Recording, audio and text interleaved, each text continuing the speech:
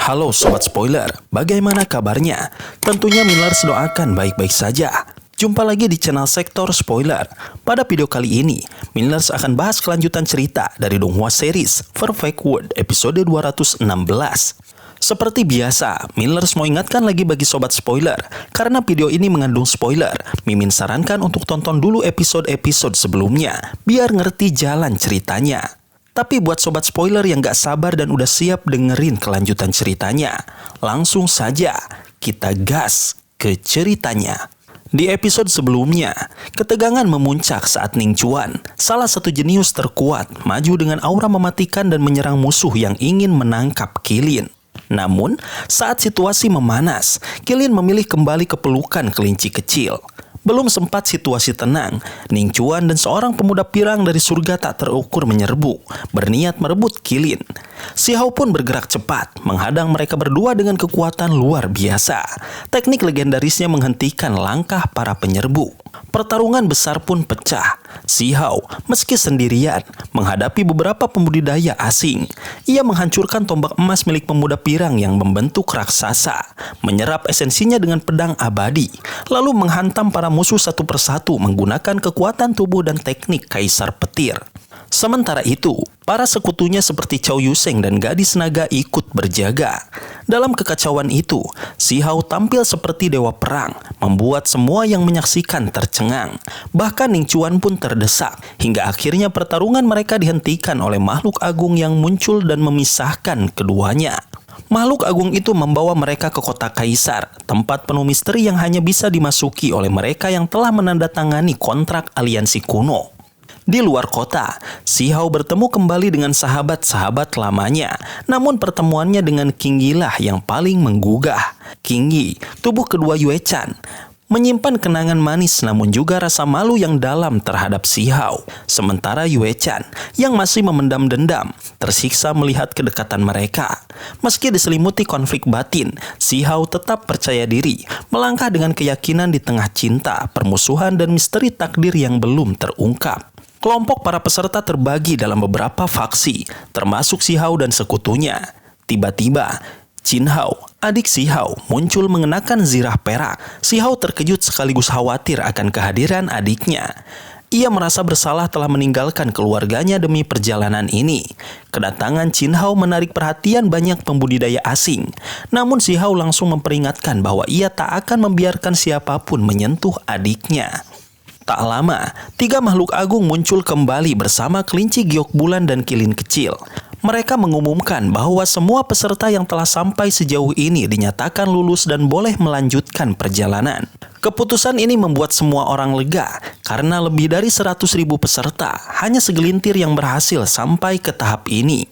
Para makhluk agung kemudian memberitahu bahwa saatnya meninggalkan 3.000 provinsi Dao, tempat asal mereka yang penuh kenangan. Mereka pun menuju kota kaisar, kota megah yang kini bisa mereka masuki dengan menggunakan altar suci dari potongan tulang putih.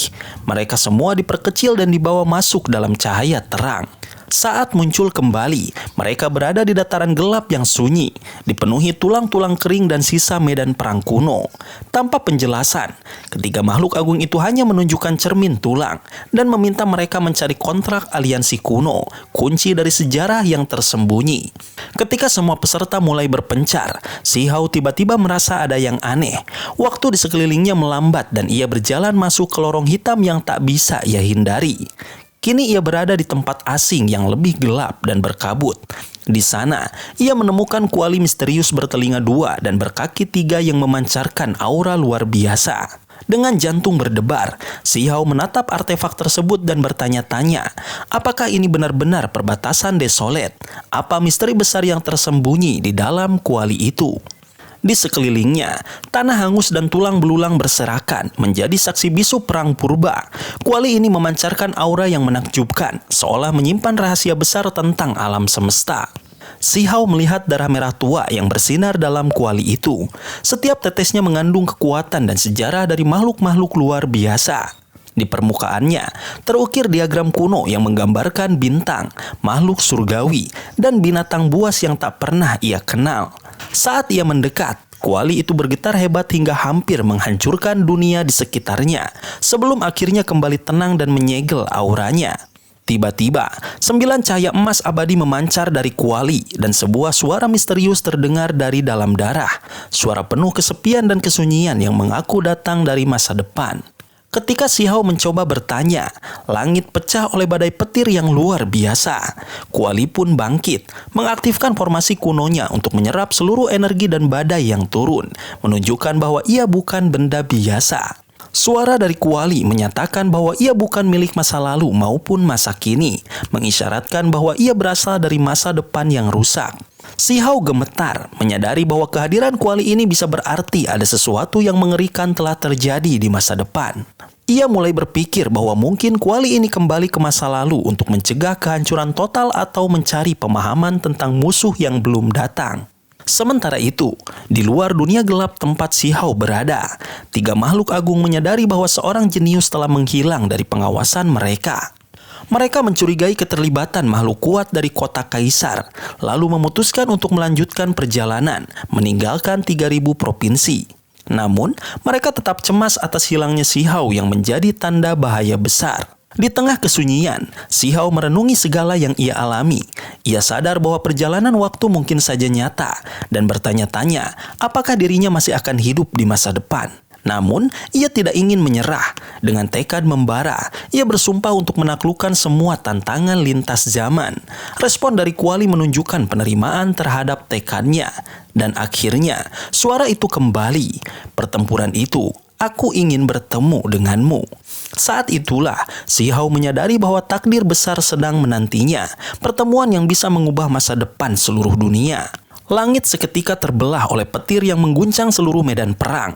Di tengah kekacauan itu, Si Hao berdiri menghadapi kekuatan dahsyat yang mampu menghancurkan provinsi demi provinsi. Namun, sebuah kuali misterius muncul dan memancarkan kekuatan luar biasa yang bahkan bisa merobek hukum alam.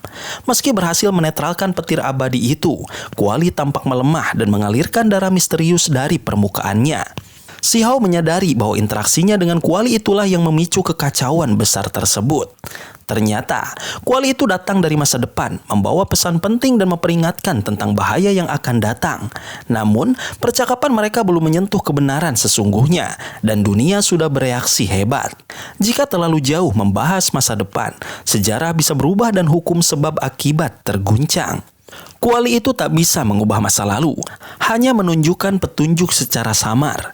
Si Hao teringat akan gambaran masa depan yang menyeramkan, dunia yang hampa tanpa kehidupan. Bahkan Dewa Willow pun telah mati. Namun, kuali hanya berdiri diam, tidak memberi jawaban, seolah mempertimbangkan segala kemungkinan tanpa campur tangan langsung. Walau hatinya dipenuhi keraguan, Si Hao tak menyerah pada keputusasaan. Ia percaya kuali itu datang terlalu awal, belum waktunya bertemu dirinya yang sejati. Akhirnya, kuali itu lenyap ke dalam kekosongan, menyisakan celah ruang yang bercahaya. Si Hao melangkah masuk ke celah itu dan menemukan dunia yang sangat berbeda, tenang, subur, dan damai. Kedamaian itu tak bertahan lama. Seekor burung aneh menyerangnya, berubah menjadi cahaya hijau terang yang menunjukkan kekuatan luar biasa. Dengan mata surgawi, Si Hao menyadari bahwa ini adalah burung kematian paruh naga, makhluk kuno yang seharusnya telah punah.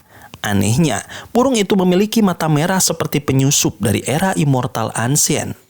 Pertarungan sengit pun terjadi. Setelah mengalahkan burung itu, tubuhnya langsung berubah menjadi abu. Si Hao menyadari bahwa semua makhluk di dunia baru ini serupa, bermata merah dan berubah menjadi debu saat terluka. Ia mulai curiga bahwa ini adalah dunia milik musuh dari masa lalu. Kini, Si Hao dihadapkan pada peluang besar untuk mengungkap kebenaran yang selama ini tersembunyi. Si Hao pun melangkah ke wilayah asing yang penuh keajaiban alam dan esensi spiritual. Merasa yakin telah menyeberangi perbatasan sunyi. Di hadapannya membentang pemandangan luar biasa, puncak-puncak ungu, mata air spiritual, dan tanaman langka yang tak pernah ia lihat sebelumnya. Tempat itu terasa seperti taman obat milik tokoh legendaris, penuh dengan aura kedamaian dan keajaiban. Namun, keindahan itu segera berubah menjadi mimpi buruk. Saat menemukan ginseng emas yang sangat langka, Si Hao terkejut mendapati kerangka kuno terkubur di bawahnya.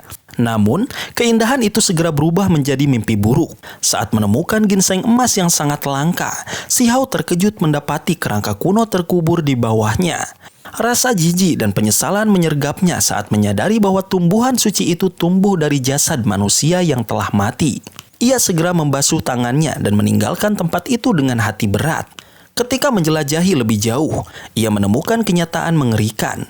Seluruh pegunungan itu penuh dengan tanaman obat yang tumbuh di atas tubuh-tubuh makhluk kuat dari masa lalu. Para ahli dari era agung kuno abadi telah menjadi media bagi pertumbuhan tanaman suci. Pemandangan mengerikan ini menunjukkan bahwa tubuh mereka dimanfaatkan berulang kali, menciptakan kemarahan dan rasa hormat dalam diri Si Hao terhadap para korban. Semakin dalam ia menjelajah, semakin kuat kecurigaannya bahwa tempat ini pernah menjadi medan perang besar. Di balik keheningan pegunungan, tersimpan ribuan kerangka dan makhluk legendaris yang telah menjadi abu sejarah.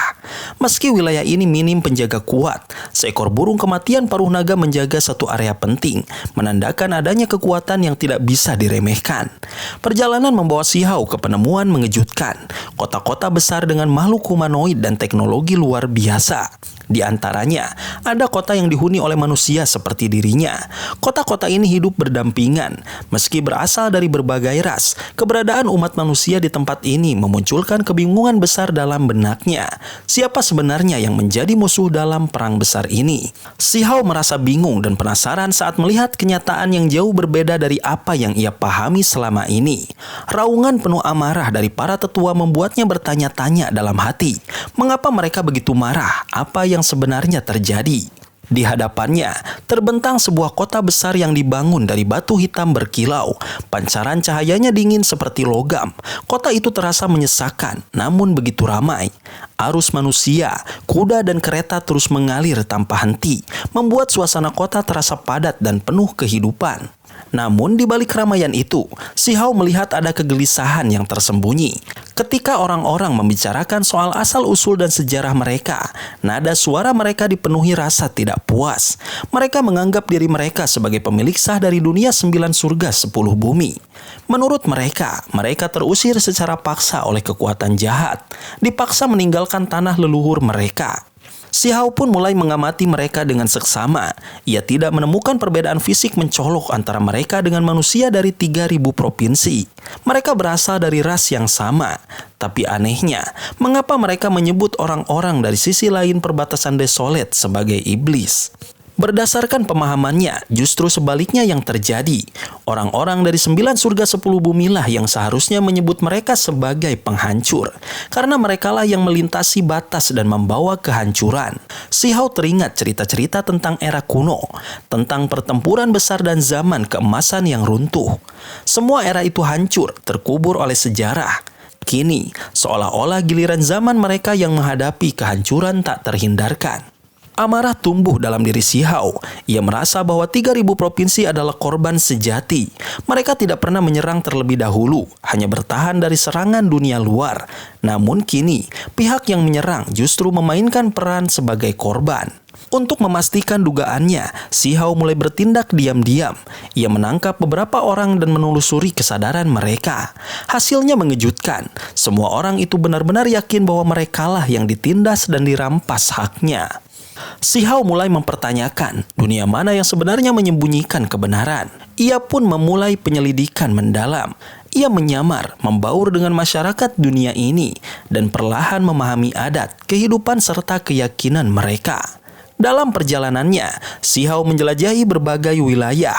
Ia mengunjungi kota-kota besar, menjalin kontak dengan banyak klan kuat. Ia mendapati bahwa meski beberapa klan memang sangat kuat, kekuatan mereka tidaklah cukup untuk menguasai seluruh dunia, apalagi menghancurkan 9 surga 10 bumi. Ia menemukan fakta mengejutkan. Klan-klan kuno dari era agung kuno abadi yang dianggap telah musnah, ternyata masih hidup dan berkembang di dunia ini. Kebenaran yang diyakini oleh masyarakatnya selama ini runtuh, yang dulunya dianggap punah, ternyata masih ada dan kuat. Si Hao merasa hatinya bergetar. Siapa musuh mereka sebenarnya? Ia teringat pada penglihatannya saat menyelami memori masa lalu. Saat itu, makhluk-makhluk besar dan aneh bertarung dalam kabut. Ada yang mirip manusia, ada yang jauh berbeda. Namun kini, tak ada satupun dari mereka yang terlihat. Yang ada hanya para makhluk kuno yang seharusnya telah dihancurkan. Bertekad untuk menemukan jawaban, Si Hao menjelajahi negeri-negeri kuno. Ia menggeledah perpustakaan dan tempat-tempat bersejarah selama sebulan penuh. Akhirnya, ia menemukan satu baris kalimat terukir di dinding tebing curam. Kebenaran telah dihancurkan dalam sejarah. Bagi orang biasa, tulisan ini hanyalah keluhan emosional. Namun bagi Si Hao, ini seperti petir di siang bolong. Ia pun memperluas penyelidikannya. Dunia ini ternyata sangat luas, tak kalah besar dari 3.000 provinsi. Banyak pengembara yang juga menelusuri masa lalu, meskipun hanya karena rasa ingin tahu. Melalui interaksi dengan mereka, Si Hao belajar banyak. Ia memperoleh informasi bahwa dahulu kala ada masa kegelapan yang dipenuhi darah dan kehancuran. Namun catatan tentang masa itu terhapus secara paksa. Dunia ini juga pernah dihuni oleh makhluk yang sangat kuat. Namun kini mereka telah menghilang entah kemana. Legenda yang lebih dalam menyebut bahwa makhluk-makhluk itu adalah penyelamat, keberadaan agung yang melindungi dunia ini. Hal ini membuat Si Hao terdiam. Menurut apa yang ia ketahui dari 3.000 provinsi, mereka adalah musuh yang harus dimusnahkan. Lebih mengejutkan lagi, dunia ini mulai menunjukkan tanda-tanda perubahan. Sekte-sekte kuno mulai menggerakkan kekuatan mereka, mempersiapkan perang besar yang dikatakan dapat membalikan nasib 9 surga 10 bumi. Di tengah kekacauan itu, tersebar kabar bahwa Gunung Abadi telah dihidupkan kembali. Gunung legendaris itu konon dapat membuka tabir kebenaran masa lalu. Si Hao pun bergegas menuju ke sana, menempuh perjalanan panjang dan melelahkan. Gunung Abadi menjulang tinggi, berwarna merah kecoklatan seolah pernah direndam dalam darah. Tekanan luar biasa menyelimuti tempat itu, membuat napas berat dan tubuh gemetar. Di dinding-dinding batu, Si Hao melihat diagram rusak, jejak yang ditinggalkan para leluhur. Beberapa di antaranya menggambarkan sosok-sosok yang mengerikan, makhluk yang benar-benar abadi. Ketika melihat itu, Si Hao sadar bahwa kebenaran yang ia cari mungkin sangat kelam dan mengejutkan. Namun, satu hal yang sudah pasti, apa yang selama ini dipercayai oleh banyak orang mungkin hanyalah kebohongan yang diwariskan turun-temurun. Si Hao bertekad, ia akan terus mencari, menggali lebih dalam, hingga menemukan kebenaran yang sejati, apapun harga yang harus dibayar. Sobat spoiler, itulah spoiler dari Donghua series Perfect World, episode 216. Tentunya spoiler ini tidak akan sama persis dengan episode sesungguhnya. Maka dari itu, jika ada kesalahan dalam kata ataupun istilah, serta kekurangan atau kelebihan durasi, harap dimaklumi. Dan jangan lupa untuk mendukung channel ini terus berkembang dengan cara like, share, dan subscribe, supaya kalian gak ketinggalan update terbaru dari channel ini. Terima kasih banyak sudah menonton video ini sampai akhir Sobat Spoiler. Kritik dan saran positifnya silahkan di komentar. Sampai ketemu lagi di video berikutnya. Tetap semangat dan sampai jumpa.